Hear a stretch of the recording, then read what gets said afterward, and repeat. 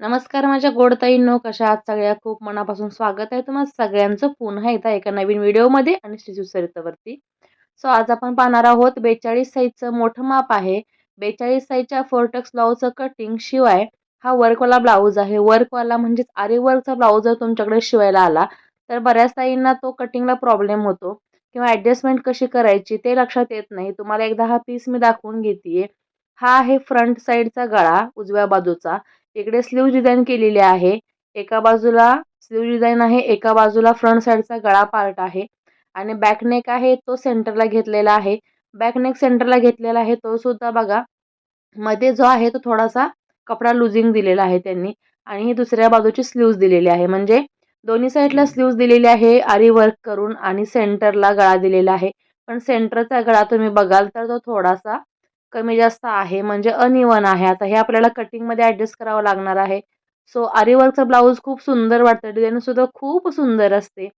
पण बऱ्याच वेळेला ही ब्लाऊज कटिंगच्या वेळेला आपल्याला मात्र नाकीनऊ येतं आणि याच्यामध्ये जर बिगनर्स असतील या गोष्टी लक्षात येत नाही त्यांच्याही आणि कधी असं ब्लाऊज शिवायला तुमच्याकडेही आलं तर तुम्हाला प्रॉब्लेम होऊ नये त्यासाठीच हा व्हिडिओ तुमच्यासोबत शेअर केलेला आहे. याच्यामध्ये तुम्हाला खूप साऱ्या गोष्टी शिकायला मिळणार आहेत.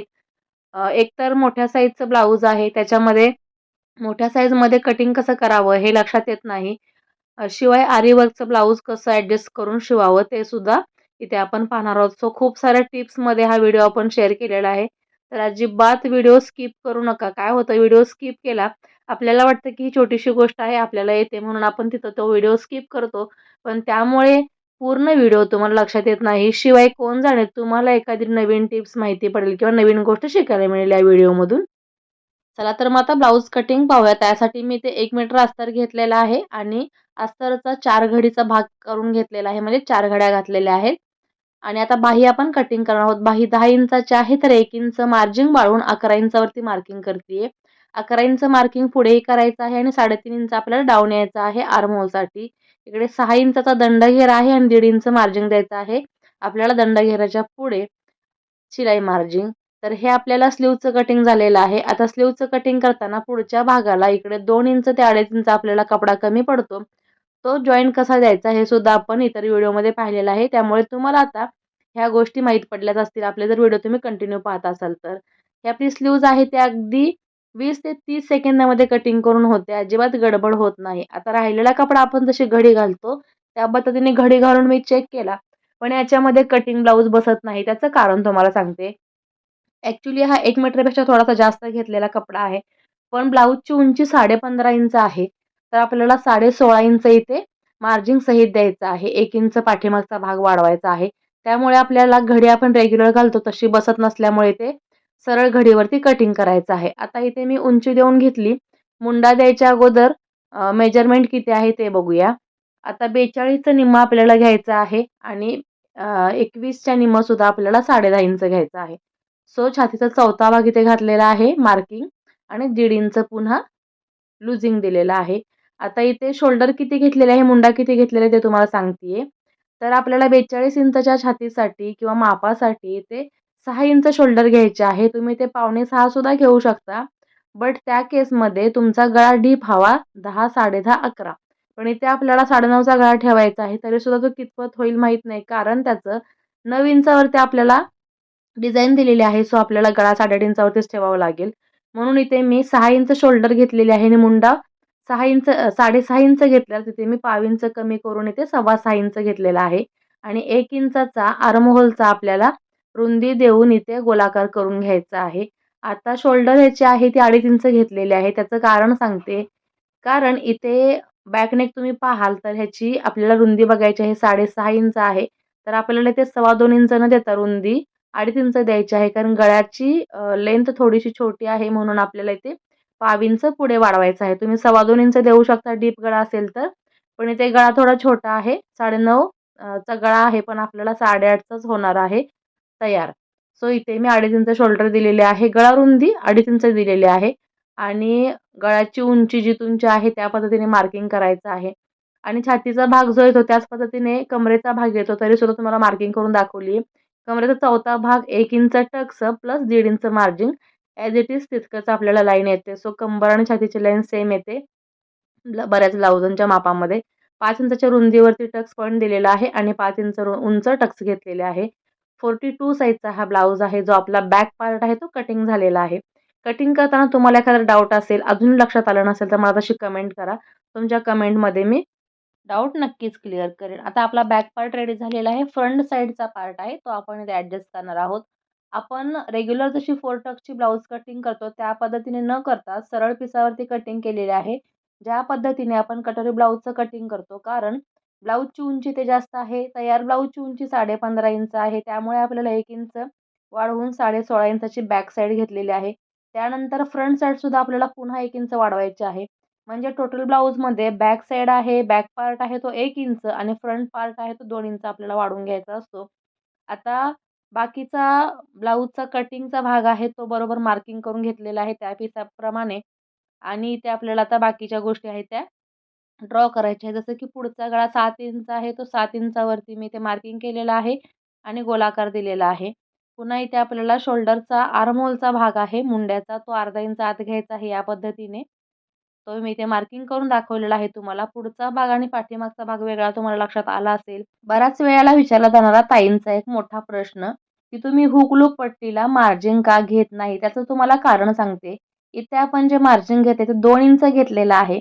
त्यातलं आपण हुक पट्टीला जर पाव इंच वाढवलं तरीही मार्जिन कमी होत नाही. शिवाय मी ते पाव इंच पुढचा गळा अजून करून घेतलेला आहे. तर तो आपल्याला हुक पट्टीला आणि लूप पट्टीला पाव-पाव इंच जरी मार्जिन कमी झालं तरीही इथे काही प्रॉब्लेम होत नाही. आता क्रॉस पट्टी काढताना बघा मी ते 3.5 इंच ते 4.25 इंचावरती मार्किंग केलेलं आहे आणि समोर 2.5 इंचावरती केलेलं आहे. त्यानंतर थोडासा हलकासा क्रॉस दिलेला आहे. तिथून सुद्धा वरती आपल्याला अर्धा इंच हलका क्रॉस द्यायचा आहे. म्हणजे जवळ-जवळ 4.25 इंच ते 4.5 इंच हुक साईडची पट्टी आपली होते आणि 2.5 इंच फिटिंग साईडची.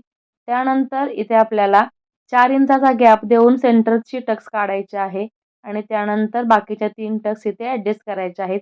या पद्धतीने फ्रंट साइड आपली इथे ड्रॉ करून झालेली आहे. कटिंग करून घेऊया. तुम्ही ह्या टक्स कशा काढायच्या किंवा बेसिकपासून तुम्हाला जर गोष्टी माहीत नसतील, बिगिनर्स असाल किंवा आपले व्हिडिओ पहिल्यांदाच पाहत असाल, तर या अगोदर सुद्धा खूप सारे व्हिडिओ 4 टक्सचे कटिंग बेसिक तुम्हाला दाखवलेला आहे. व्हिडिओ जाऊन तुम्ही होम पेजला चेक करू शकता.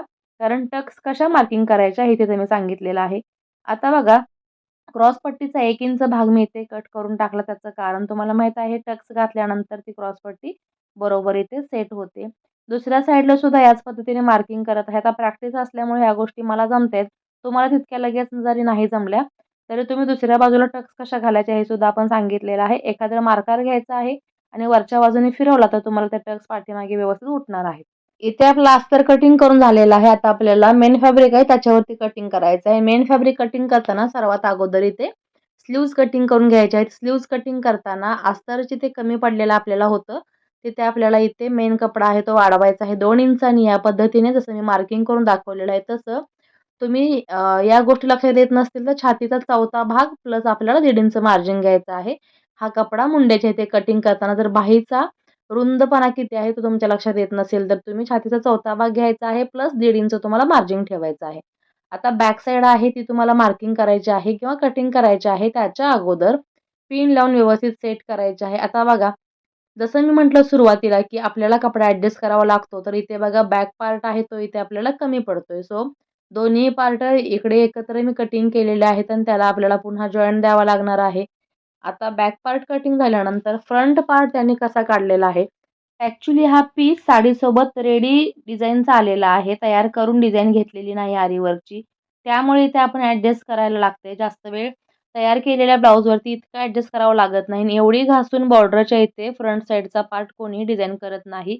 भरपूर सारे आपण ब्लाऊज शिवले त्याच्यामध्ये हा फर्स्ट ब्लाऊज असा होता, की काठाला लागून इथे फ्रंट साईड काढलेले आहे.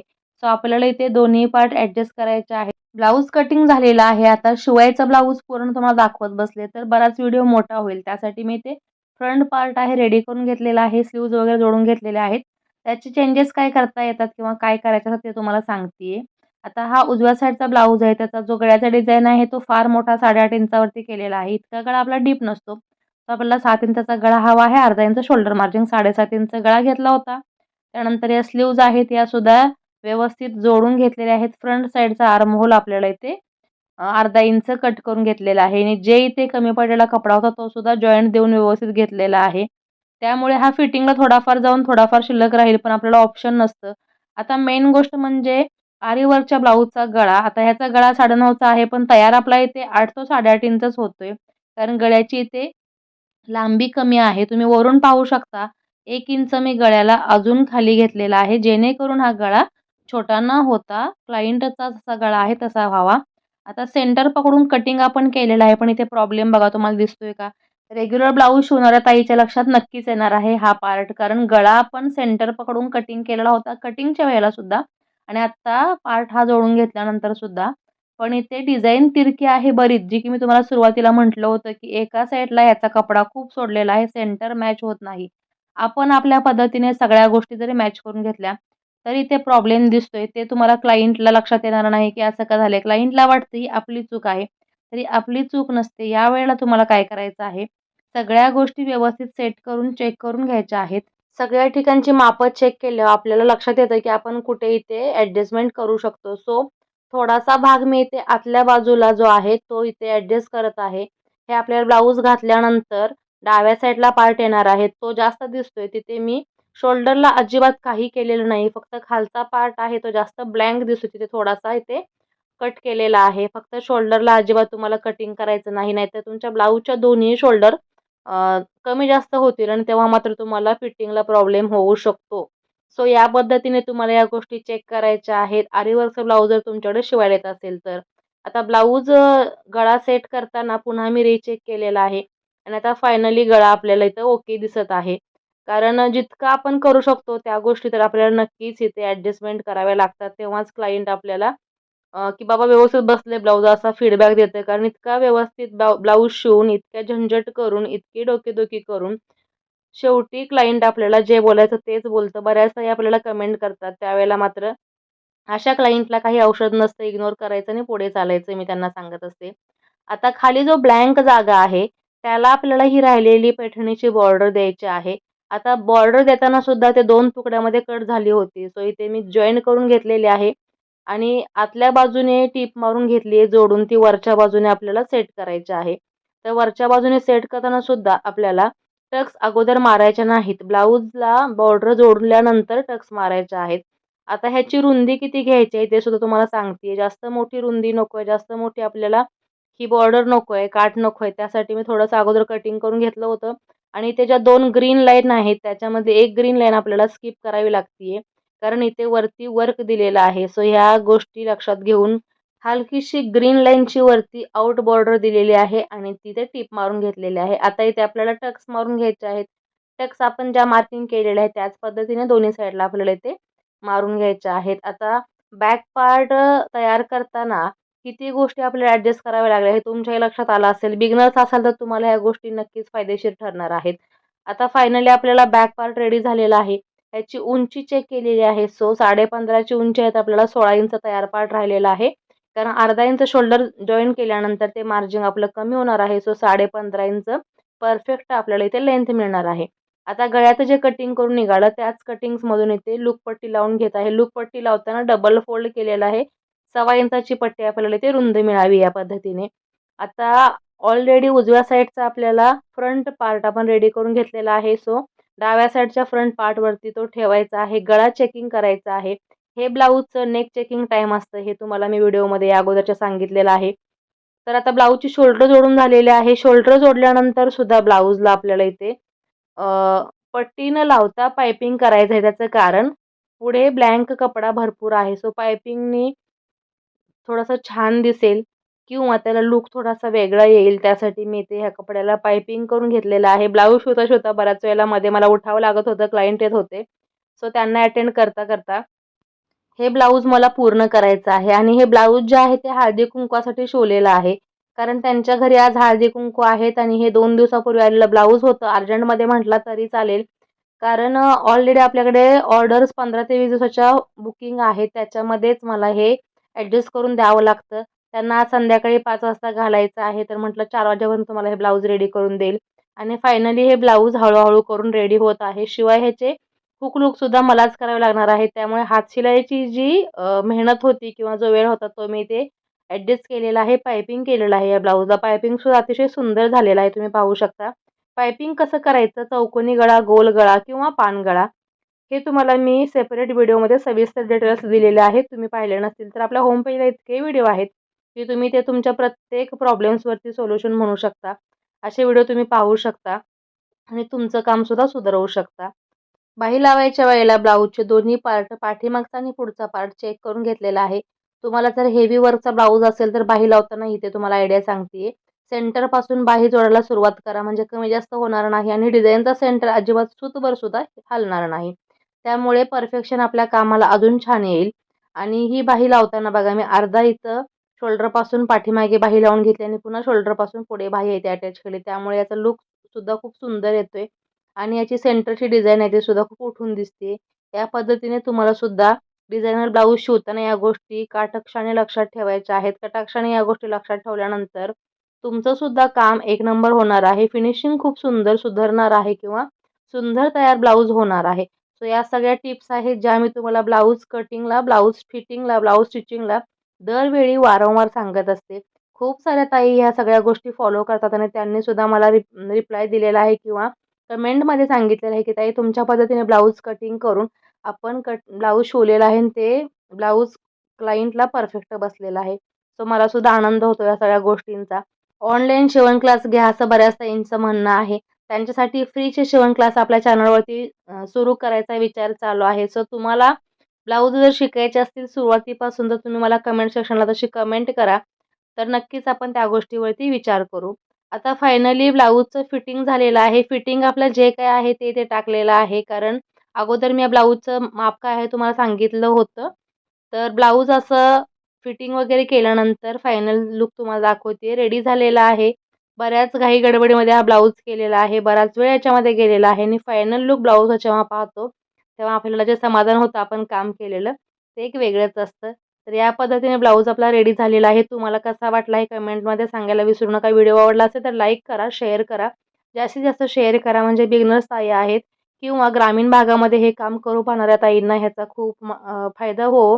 त्यांच्यासुद्धा लाईफमध्ये या गोष्टी त्यांना कळो, माहिती पडो आणि तसं त्या बिझनेस त्यांचा चालू ठेवो. चला तर मग अशा छानशा व्हिडिओमध्ये पुन्हा भेटू. सगळ्यांनी आपापली काळजी घ्या आणि व्हिडिओला लाईक करा, शेअर करा, सबस्क्राईब करा.